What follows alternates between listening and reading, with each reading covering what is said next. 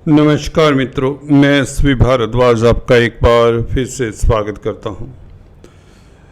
चौंका देने वाला यह वीडियो है आपके लिए बहुत ही महत्वपूर्ण और लाभकारी विश्लेषण लेकर उपस्थित हुआ हूं। जैसा कि आप टाइटल देख रहे हैं, यहां पर धन आने के योग बन रहे हैं। कुछ जातकों के लिए यह लखपति बनाने का योग बनाएगा, कुछ के लिए करोड़पति और कुछ के लिए अरबों खरबों का धन भी आ सकता है इस अवधि में 14 मई से लेकर 30 मई तक। जी हाँ दोस्तों, आपने सही सुना। इस अवधि में दो बड़े परिवर्तन होने जा रहे हैं और यह दोनों ही परिवर्तन आपके लिए बहुत बेहतर रहेंगे। हालांकि बुध का परिवर्तन 2 रोज पहले हो चुका है, जो अपने आप में केंद्र त्रिकोण राजयोग बना रहा है। बुध मेष राशि में प्रवेश कर चुके हैं 10 तारीख से, कल से। और बुध एक ऐसे ग्रह हैं जो व्यापार के मालिक हैं, कारक हैं और आपके भाग्य के मालिक हैं। केंद्र त्रिकोण राजयोग बना रहे हैं, तो बुध का परिवर्तन निश्चित तौर से आपके लिए सुखद रहेगा जब भाग्य साथ देने लगे। और भाग्य के मालिक का संबंध शनि के साथ भी है। शनि की दृष्टि इस बुध के ऊपर भी रहेगी इस अवधि में। तो ये योग अपने आप में बहुत महत्वपूर्ण हो गया है, क्योंकि केंद्र में योग बना हुआ है, त्रिकोण केंद्र त्रिकोण राजयोग बना हुआ है। परंतु हम बात इसकी नहीं कर रहे। आप समझेंगे कि ये बुध के बारे में बात होने जा रही है। जी नहीं, ये बुध की बात नहीं हो रही। यहाँ पर हम बात कर रहे हैं सूर्य और शुक्र के गोचर की, और गुरु के साथ संबंध स्थापित कर रहे हैं। सूर्य, शुक्र और गुरु तीनों ही इकट्ठे, जैसा कि आप देख रहे हैं, आपके अष्टम भाव में गोचर करेंगे। 14 तारीख से सूर्य संक्रांति के दिन सूर्य वृषभ राशि में प्रवेश कर जाएंगे अष्टम भाव में, और शुक्र 19 तारीख से वृषभ राशि में अपनी राशि में आ जाएंगे। गुरु पहले से ही अष्टम भाव में विद्यमान है। दोस्तों, ये 3 शुभ ग्रह, हालांकि सूर्य को हम शुभ ग्रहों की संज्ञा में नहीं रखते। सूर्य क्रूर ग्रह होते हैं। आपके लिए शुभ इसलिए क्योंकि 11वें भाव के लाभ स्थान के मालिक हैं, तो इसलिए शुभ हो जाते हैं। और राशिपति शुक्र के साथ संबंध बनाएं अष्टम भाव में, तो लग्नेश का राशिपति का 11वें भाव के मालिक के साथ कुंडली में कहीं भी योग बन जाए, तो उस भाव से संबंधित कार्य करने से उस भाव से आपको लाभ होता है। ये ज्योतिषीय सूत्र है, सिंपल सूत्र है। कोई भाव अपने आप में पूरा बुरा नहीं होता, कोई भाव अपने आप में पूरी तरह से अच्छा नहीं होता। ये याद रखिए। ग्रहों का कॉम्बिनेशन ये किसी भाव से शुभ फल दिला देता है, और ग्रहों का कॉम्बिनेशन केंद्र त्रिकोण में बैठे हुए जो ग्रह होते हैं वह भी बुरा फल दे देते हैं। यहाँ पर सूर्य 14 तारीख से वृषभ राशि में गुरु के साथ संबंध बनाएंगे, और शुक्र 18 तारीख के पश्चात यहाँ पर गोचर करेंगे। तो तीनों ग्रहों का योग, जो कि तकरीबन 99 ईयर्स बाद हो रहा है, तकरीबन 100 साल बाद यह कॉम्बिनेशन बन रहा है आपके अष्टम भाव में, जो कि गोपनीय कार्यों का है और अकस्मात होने वाली गतिविधियों का है। यहाँ से लिगेसी से अचानक से लाभ हो जाए, ये देखा जाता है। किसी की लॉटरी लग जाए, ये देखा जाता है। क्या यह ग्रह वाकई में आपको करोड़पति बना सकते हैं? क्या ये कॉम्बिनेशन कुछ विशेष जातकों के लिए लाभकारी रहेगा? वह कौन से जातक हैं जिनके लिए ये लाभकारी रहेगा? हालांकि हर तुला राशि के लिए, तुला लगन के लिए, ये दोनों के लिए लाभकारी रहेगा।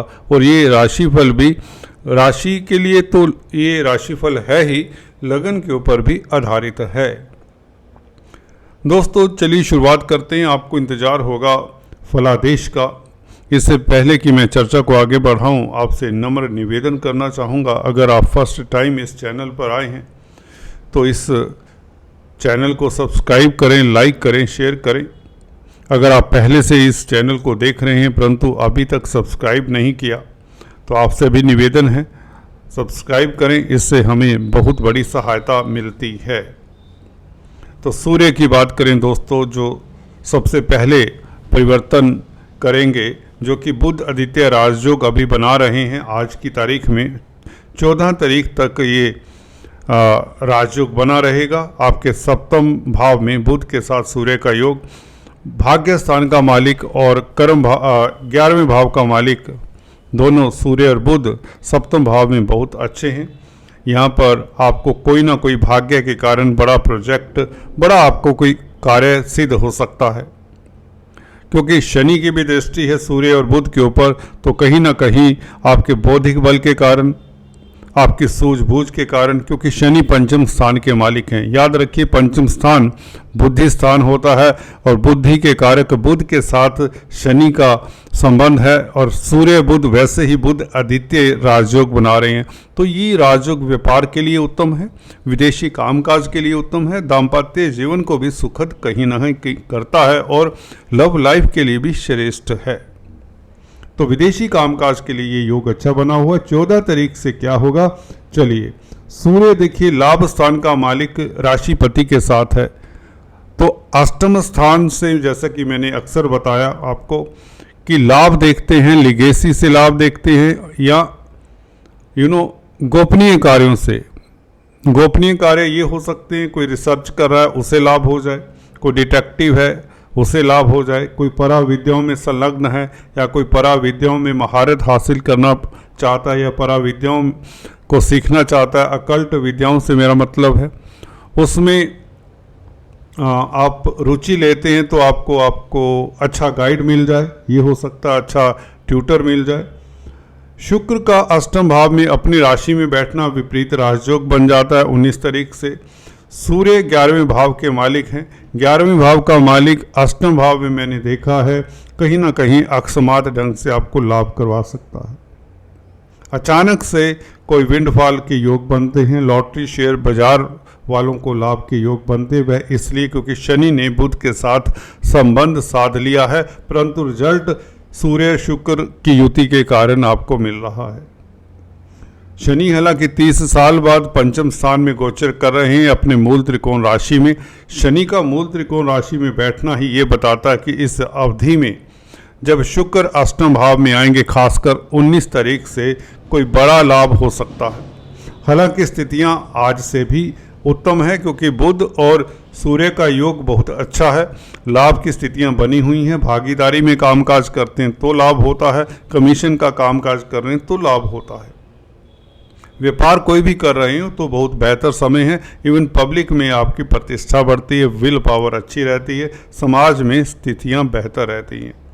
हम बात कर रहे थे सूर्य और शुक्र की युति की। शुक्र और सूर्य का संबंध अष्टम भाव में कहीं ना कहीं आपको अचानक से लाभ होता दिखता है। और अगर आप कोई ऐसे कार्य कर रहे हैं जिसमें रिश्वत इत्यादि इन्वॉल्व रहती है, उसमें भी आपको लाभ हो सकता है। आपका अटका हुआ धन मिल सकता है। गुरु क्योंकि धन के कारक हैं, अष्टम भाव में गोचर कर रहे हैं। तो मैं अक्सर बताता आया हूँ, गुरु हो, शुक्र हो, बुध हो, अष्टम भाव में शुभ ग्रह खास अच्छा फल देते हैं। हालांकि गुरु अस्त भी हैं, परंतु छठे भाव का मालिक अस्त हो, कमजोर हो तो रोग कष्ट आपके दूर होते हैं, आपका स्वास्थ्य उत्तम होता है, कोर्ट कचहरी में फतेह के योग यही गुरु अस्त होने के कारण भी बनाता है।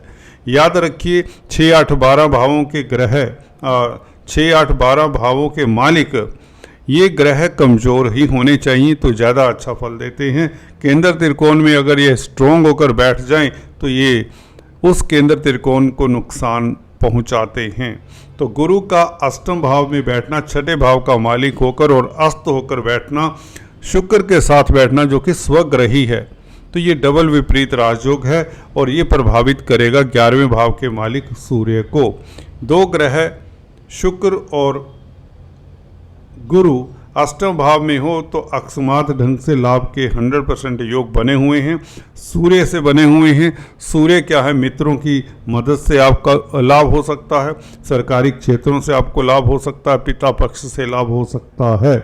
परंतु ऐसा कार्य मत करें जिसे करके आपको गलानी का अनुभव हो, क्योंकि सूर्य आत्मा के कारक हैं। और अगर आप बिलो द बेल्ट कोई ऐसा कार्य करते हैं तो अभी तो ठीक है क्योंकि स्थितियां बहुत उत्तम हैं, बाद में कई बार हमें मलाल होता है कि ये कार्य हमसे नहीं होना चाहिए था। देखिए, अगर आप सच जानना चाहते हैं और सही मायने में एस्ट्रोलॉजी सीखना चाहते हैं तो इस चैनल को अभी तक अगर सब्सक्राइब नहीं किया तो प्लीज़ सब्सक्राइब इट, बिकॉज सटीक जानकारी, सही जानकारी आपको यहाँ से मिलती रहेगी और भी आगे वीडियोस में इसी तरह के सूत्र बताता रहूँगा।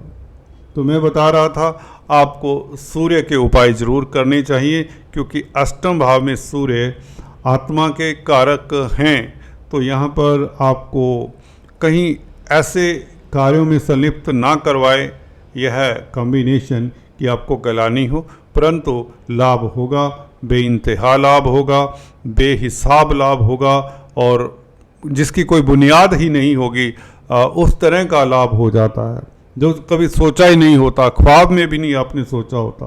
हालांकि शुक्र से संबंधित कामकाज करने वालों के लिए बहुत बेहतर समय रहेगा। कोई भी जैसा कि आप कॉस्मेटिक्स, रेडीमेड गारमेंट्स, कला के क्षेत्र में हैं, ज्वेलरी का कामकाज करते हैं, गोल्ड का सेल परचेज अभी ना करें, जून के महीने तक अवॉइड करें, मई अंत तक, क्योंकि सूर्य अस्त हैं तो गोल्ड का लेन देन, सेल परचेज करना आपके लिए इतना हितकर नहीं होगा। फिर भी आपको इस अवधि में नीलम जरूर धारण कर लेना चाहिए और सूर्य के मंत्र ओम भास्कराय नमः, ओम घृणी सूर्य आदित्य श्री, ये मंत्र का जाप दुर्लभ है।